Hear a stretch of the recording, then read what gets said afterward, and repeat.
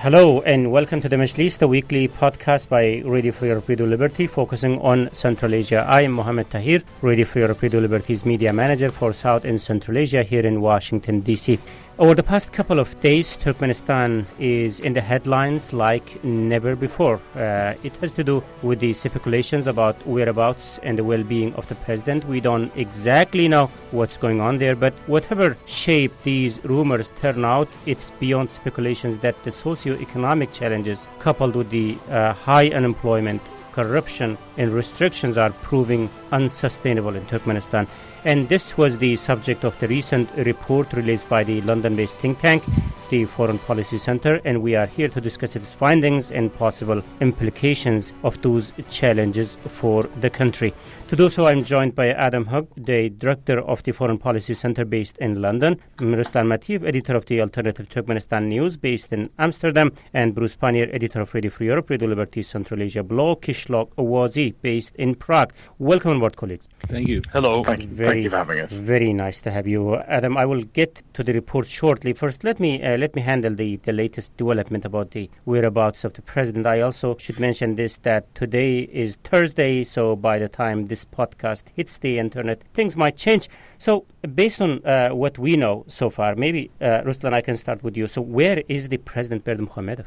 Apparently in Turkmenistan.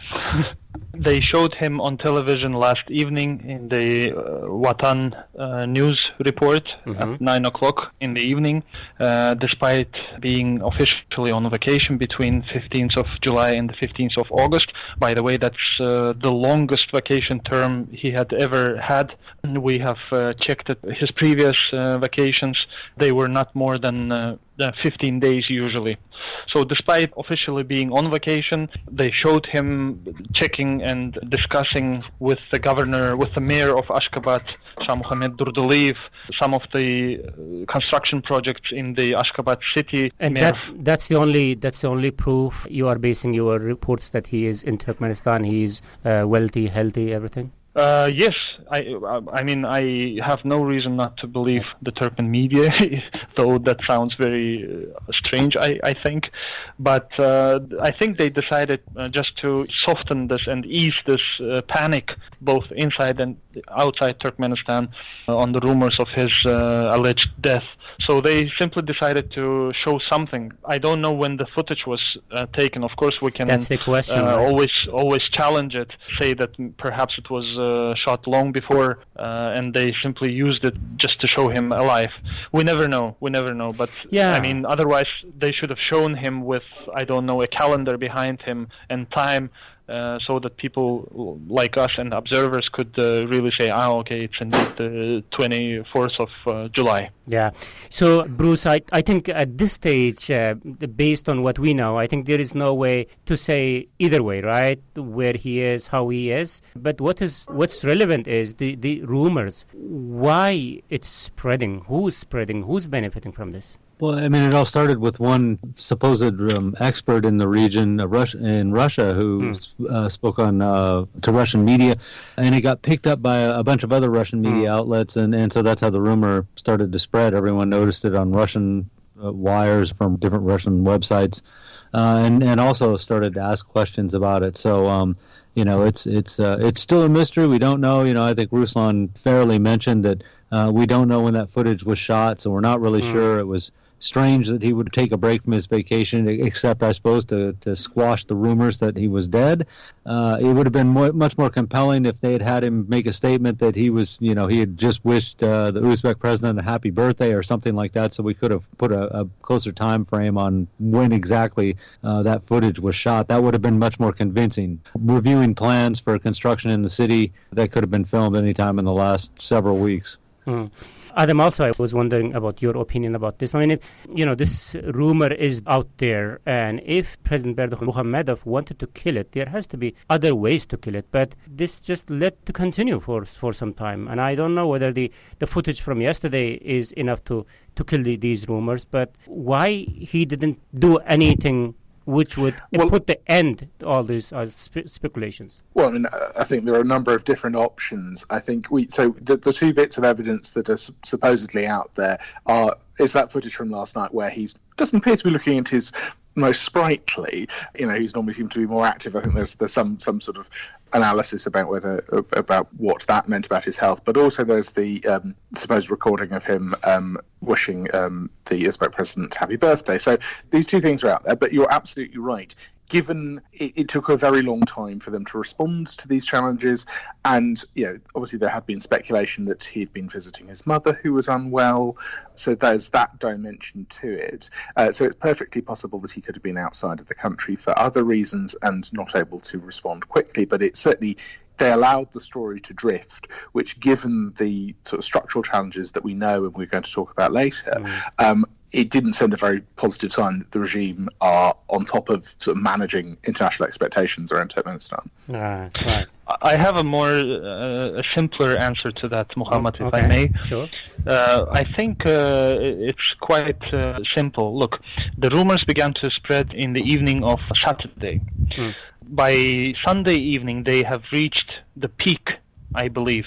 So really hard for me to imagine that somebody would come to the president, somebody from the officials, and say, hey, Mr. President, we have these rumors spreading all over the internet, and we got to show you live. I simply cannot imagine this happening on a weekend. Similarly, I cannot imagine this happening during the president's vacation.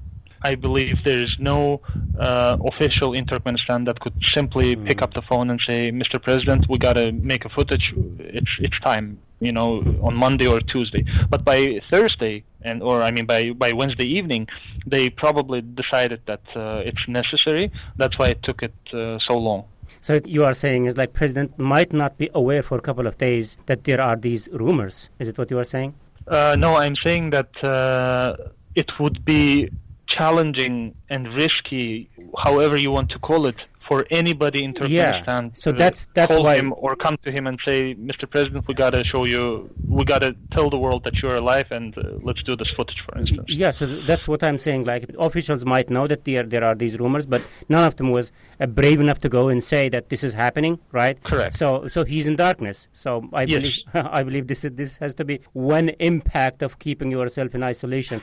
Okay, so anyway, let's see how it turns out. But the reality is, whoever is the president, things are messy in the country, and it's increasingly getting messier. And I like, Adam, you to jump in here. So talking about your recent report, tell us about some of those major findings, major challenges there. So we've tried to draw together the expertise of a number of people who are on this call and other respected Turkmenistan watchers to try and give an introductory brief to Turkmenistan for the international policy community. And I think very clearly, obviously listeners to this podcast probably know a lot about what's as much as many out there about what's going on in Turkmenistan, but that's not the case across the wider international community. So we wanted to sort of start by laying out some of the challenges around the hyperinflation and the food shortages that we've been seeing over the last couple of years, how you've got this juxtaposition between huge gas reserves, big vanity projects, and a situation where the lives of ordinary Turkmen citizens are getting harder and harder, drawing attention to the long-standing issues around forced labour and how that is a massive toll on Turkmen society, and trying to sort of explain some of the stuff around the leadership cult and trying to put it in a sort of, obviously we see the footage of the president doing various eccentric things as his predecessor did, and obviously that's how some of the coverage of Turkmenistan is seen. So we're trying to sort of explain the realities behind some of that and what it means for the structures of power in Turkmenistan. And we wanted to send a very clear message both to international policymakers and to the international business community about some of the challenges of engaging with Turkmenistan. And obviously, because of the gas reserves, there is continuing business interest in the country, and we wanted to draw attention to the significant downside risks that anyone faces going into that market, and also how that dimension links to the human rights challenges and what, if anything, the international community can do to try and address some of the awful repressions going on. Right. We had a similar podcast, the one we are doing today, a couple of months ago. Listening to Adam, Ruslan, maybe you would like to jump in here. It's clearly visible that things are increasingly deteriorating there. So which sector these challenges are, these deteriorating situations are more visible than the other sectors? I think the general economic shape of the country is quite bad at the moment. Adam already mentioned the food shortages. Indeed, even though Turkmenistan has reported about the completion of the harvest, of the grain harvest, it seems that the issue with flour and bread shortages has not eased. People are still lining up every morning in front of the state grocery stores to buy their limited share. At the same time, at the markets, the same flour and same bread is available, but yet at a slightly higher price.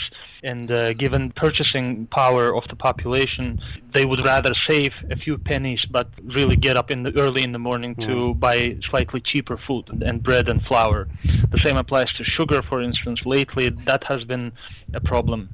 So on a grassroots level, on a societal level, this economic crisis, financial crisis, people are having fewer jobs. Jobs have become few and far between. There are staff reductions in different organizations. We recently reported, for instance, about pensioners and those who receive state benefits, unable to get them on time. And at the same time, we have a problem of lack of cash. People line up in front of ATMs to get their salaries and pension payments or social benefits, and cash is not enough for everybody. Right. Okay, Bruce. Anything you would like to add into this list? Yeah, I mean, it's a long list. Yeah. So, I mean, but obviously, I think that's right. The biggest impact we see is the one that's on the population. That their standard of living is decreasing. And I mean, it's visible practically from month to month how much it is. But I think another factor for Turkmenistan is that there doesn't seem to be any way they can turn the corner on this. There is nothing on the horizon that would change this situation as far as I can see, and that's rather depressing. It's one thing to have a problem, but they don't seem to have a plan on how to deal with it, and there really doesn't seem to be very much they can do to correct the situation and start improving the economic situation, the availability of food, things like that inside the country. Yeah, let's break down some cause of those challenges and what does this really mean in short and long term for Turkmenistan.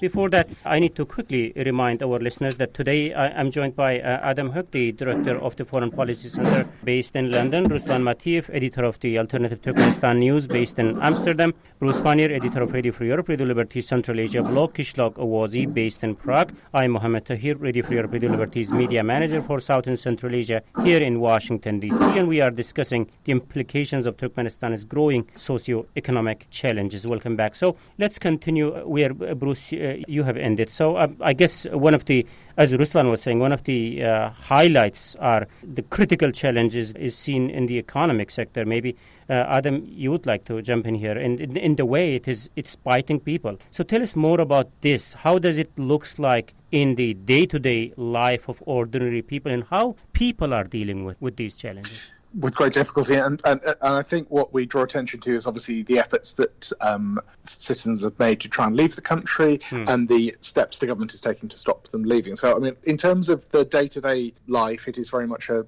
reactive, a struggle for survival, and as Ruslan said, getting up early in the morning to try and brave the food queues in order to access basic staples, and that's obviously a different situation from a few years ago where those staples were actively being subsidised by the state. I think obviously what our report focuses more on, though, is around the some of the structural challenges in the economy that the issues around perceptions of corruption, links between the president's family and major investments. So ultimately, you have a situation where you have limited foreign investment outside the oil and gas sector. You have endemic issues around corruption that are making diversification really challenging. You're seeing the fact that the economy, one of the reasons why the economy has been struggling is the fact that gas supplies to Russia were cut off for several years. And you've now, although that has notionally been reinstated, it is at lower levels than it was before it was cut, and a lot of the other gas is going to China in such a way as they're not actually getting much in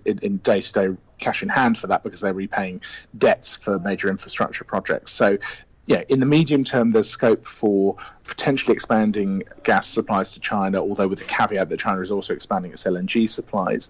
But Turkmenistan's got a real challenge that there isn't, as others have said, there isn't a sort of magic bullet that is suddenly going to save them here. It's a long-term structural reform of the economy, as well as those medium to long-term attempts to diversify gas supplies, not only expanding capacity to China, but also things like TAPI into Afghanistan, India and Pakistan. But those are very much on the long-term horizon rather than anything that's about to change the game now. Yeah.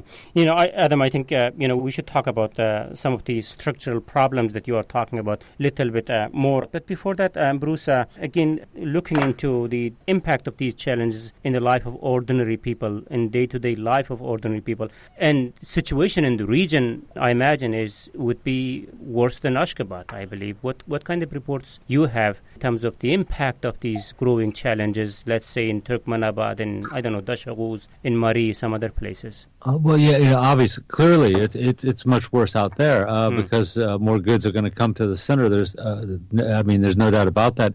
There was a report from our Turkmen service that even the central government told, I think it's certainly Dashauz and Labap, administrative officials in Dashauz and Labap late last year or something, that they were basically on their own for trying to raise funds to keep everything going in their own provinces. So that's already a start where they certainly aren't receiving as much money from the capital as they used to. So they're going to have to make that up some way or another. We've had reports that the food shortages are such that people started driving to Ashgabat in the hopes that they would be able to find more readily available sources of food, basic staples, and that once the government caught on to that they cut them off from that. They don't want to let people from the regions come into the capital, and they're searching cars that are leaving the capital to see if people are taking out large amounts of food to bring back to the regions. And then some people come to the capital also because there's not much employment in the regions, and they're hoping they might be able to find a job in the capital, but there's not. So that's another reason why they're stopping cars with license plates that indicate they're from other areas outside Ashgabat and turning them away. And like I said, with reduced funding from the center, regional officials are pretty much on their own trying to figure out ways that they might be able to keep everything working. And for an example, when Berdymukhammedov wants to make a visit to one of these places, then it's up to these people to find ways to get money, or at least get things done to spruce up the region wherever Berdymukhammedov is going to visit. So this is where you end up, conscripting essentially people into doing free labor so that they can fix up areas that Berdymukhammedov is going to visit. So it just kind of goes on and on. They get the burden on the people is much harder than it is, and their situation is getting worse. And like I said, the local officials simply aren't equipped to be able to deal with this on their own. And the center, the capital, and the government are not responding. They don't have the means to respond to this either. So they've just kind of been cut adrift. I was reading summary of the report. Ruslan, especially what struck me is there has been a reports about the smuggling from Turkmenistan to Uzbekistan. And you are from Dashaguz, and you know that region, Turkmenabad, Dashaguz region, more than us do. So what's going on there? And that was news for me. I'm actually working on a very detailed report exactly on this topic, and I hope to release it next week. People do travel to, residents of Dashaguz and Turkmenabad do travel to the neighboring Uzbekistan, and they, just like they do it in Turkey, they bring food with them, like candies, Turkmenistan-produced candies, and other things, and sell them in Uzbekistan. Sausages is one of the groceries that they sell in Uzbekistan. I don't know why. Perhaps the quality of the Turkmen sausages is slightly higher, or perhaps they are less expensive than those sold in Uzbekistan. But candies, chocolates, and sausages is definitely what I have on my list. Besides, they also take detergent and sell in Uzbekistan, also detergent that is produced in Turkmenistan, and these wet tissues, the ones that you wipe your baby with, also produced in Turkmenistan, in Mari, I believe. They are quite popular in Uzbekistan. So they sell them with a slight interest rate, They turn the Uzbek money into dollars and bring the dollars back to Turkmenistan to sell them at the market rate, which is nearly 5 times higher the official rate. And that's how they make a living. Again, referring to the summary of the report, especially where it touches the level of food shortages. I don't know what's the right word for this, but it's just so critical, I believe, the way it sounds. Tell us, please, how it looks like in that region, and what's the real cause of this? I will disagree that this is getting to it's not a catastrophe. Let's say, as I said, at the markets, all of these limited groceries are available, but at slightly at a higher price. Those who have permanent jobs in Turkmenistan, they can afford buying it at the markets, and they face no problem. All of the shortages are only on the internet for them. Yeah, they don't see them, they don't face them. And going back to the previous conversation, I wouldn't say that it's more challenging for the residents of regions than for Ashgabat residents. Of course, the food shortages apply to all regions at the moment. I have good video footage from Ashgabat where people are standing in queues for sugar. The same picture is in Dashoguz and Turkmenabad. But we would not. Is that in Ashgabat, Ruslan, what I'm saying is that we would not see these queues in front of stores like, let's say, 10 years ago, right? And it is happening. There has to be a reason behind that. And people say that's food shortage. The reason is that the items, the staples subsidized by the state, are being supplied to the state stores in lower amounts, in lower quantities that cannot satisfy the demand. The demand is high for several reasons, because people really need cheaper sugar, or because they want to buy this cheaper sugar and then resell it at the market, putting some extra manats on top of it. So that's basically the reason. As such, the food shortage does not exist. Bazaars are full with anything you want. As long as you have money, you can buy anything, starting from bread until some exotic fruit. That's interesting. You say that, Ruslan. Like earlier, I have seen some reports in which shops were filled with the dummy chickens, for example, to say that there are chickens, but in fact there was not a chicken. But I suppose that's part of the challenge, that this split between the sort of state sector and the black market, in that you have although the sort of the range of subsidies has been reduced, what you are having is state procurement of certain basic food stuffs. That means that they're in limited supply, and that is what's being rationed, and people are having to queue. The fact is that, as you said, if you are able to pay 5 times that amount and get it in the black market, then you're able to circumvent that and get access to it. And obviously there are opportunities for corruption, and Ruslan's website has identified a number of cases where there's food that was due to be going to the state sector has been sidelined into the black market for profit. And I think so it's both real, and that's the dichotomy that we try and draw attention to in the report between the sort of the tightly regulated state sector and the black market. Going back to the chickens, Muhammad, there was a good explanation for that. We know that there is a difference between the state and the black market rates, right? It's 5 times.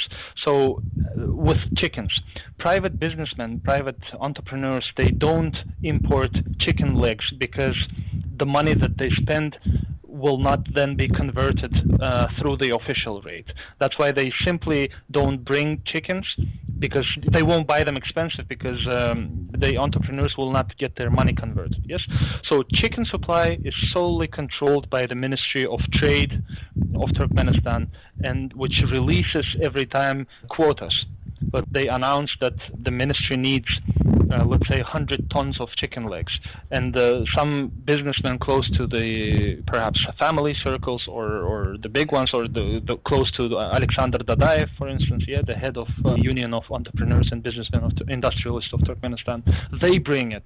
When they bring the chickens, their spendings are then converted through the official rate. But again, the quantities are low. The amounts, they cannot satisfy the demand. That's why you get the pictures from Russian bazaar in Ashgabat with fake chickens in those open fridges. We've seen the pictures, indeed. So the problem is that they bring very low amounts of groceries, which cannot satisfy the demand of the population. And I think it brings us to the real issue here, the economic challenges. If you have money, I think then the way you guys are telling me that you can find anything there. The thing is where to find this money and the economic challenges. That's the main problem. Yeah. Indeed, that's the main problem. So, I know none of us are economists here, but looking into some of the policies of the government, here, Adam, I'm coming to your structural question. So, looking into the policies of the government, it seems to me that steps that they are taking not only counterproductive but self-inflicting or maybe destructive. For example, restrictions on money transfers. I can imagine challenges it is posing on migrant workers, let's say, who are working abroad and wants to send money back to their country. So why are they doing this? Well, I mean, part of it is that they are lacking the foreign currency reserves that they used to have as a result of the gas income that they were getting previously. So obviously they have a literal shortage of dollars, and obviously so in terms of convertibility into hard currency. So they have introducing these currency controls to try and manage the situation inside Turkmenistan, which is causing chaos for ordinary workers. And obviously we're also aware how the government is trying to crack down on people who are leaving the country for work, both for reputational and political management reasons.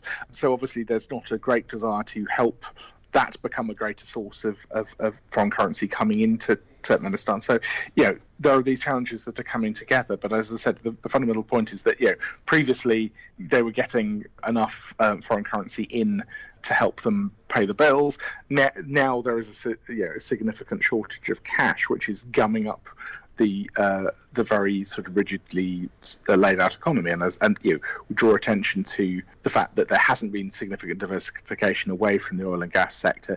The solutions to their economic problems has always been expand capacity, and the physical routes to do that are limited except to China, and there are real challenges with the China issue that I mentioned earlier, and the Russian gas has only just come back on tap at a much lower rate and much lower amount. So that's the situation there. FDI is into other sectors has been more limited, and government spending going through channels very close to the regime to help bolster their sort of political dominance. So there's these deep structural challenges that mean that there is just not the cash available there that they want. And ultimately, the black market inflation rate is massively exceeding the official rates of everything, be that growth or the official inflation rate. So you've got those parallel economies going on that again creates uncertainty for people looking to engage economically with Turkmenistan. Yeah, maybe I'm looking into this very simplistic way. One way of bringing foreign currency into the country might also be simplify the procedure, like simplify the way people can send money from outside to the country. Agreed. Or maybe the other way is let the people go outside if they want to go and let them work there. And then the report also would tell me that there's a huge corruption going on in terms of there is no exit visas in Turkmenistan, but again, for someone to pass the passport control, it costs lots of money there. I believe that's the report would say, like $4,000 you have to pay to be able to go through the passport control. They are also putting these procedures, these regulations, which is counterproductive, to say the least, for their efforts to bring foreign currency into the country. My question is, they don't understand what they are doing, or there is something else behind this? I'm sure Ruslan can probably expand on this, but I mean, I think it's that sense of control. They want to control where the population is. They are unwilling to support the development of a significant diaspora, both for what it says about its internal situation in Turkmenistan and its ability to grow as a source of potential challenge to the regime. So I think it is a sense of being unwilling to accept the fact that Turkmenistan, despite its marble palaces and large gas reserve, would be potentially becoming reliant on remittances in the way that to Tajikistan and other places have been. I mean, that would be a significant reputational blow for them. So I think that may well be part of it. But yes, absolutely, it's counterproductive because, as the report says, it is a significant loss of potential remittance earnings. Okay, let's say that they are taking those self-inflicting steps just because of the reputation sensitivities that they have locally. When you especially look into the agriculture sector, there is a huge control over there. Why they have to control that? Everything has to be decided by the authorities. Farmers don't have independence to grow what they want to grow, and so. Well, You have those quotas cascading down from the mind of the president down through the local structures to the individual farmers, and that is obviously one of the main drivers of the forced labour issue that we've talked about in the report and others have talked about elsewhere. That that creates massive pressures on people working in the public sector or in state-related enterprises to be drawn in to try and get every last piece of cotton out of the fields or every last piece of grain out of the fields into to try and meet those quotas. And economically it is self-defeating, and obviously it has massive social costs. Bruce, we don't have our friend Dr. Luca in a discussion, but he would also often talk about the restrictions over investment climate. If it would ease, it might also help Turkmenistan to bring some hard currency. It is also not happening the way I see it. I believe they are stuck. Do you have any other interpretation of this situation? No, I mean, that kind of sums it up. Luca, and I've mentioned this too, that they're so reluctant to give onshore contracts, upstream contracts for gas fields, except for the China National Petroleum Corporation. Really, no one has any significant contract to actually work on Turkmen territory, not offshore in the Caspian, but actually on the territory of Turkmenistan. If they were willing to offer up these contracts, then they would probably find a lot more investment. It could solve a lot of their problems. But then, of course, there's a transparency issue. We've seen in the reports, from the Foreign Policy Center, note that a lot of people have sunk money into that place, trying to building different things. And then they either aren't paid, they don't get a return, they get all of a sudden they face tax problems or something like that. So it's a real hostile environment for outside investors.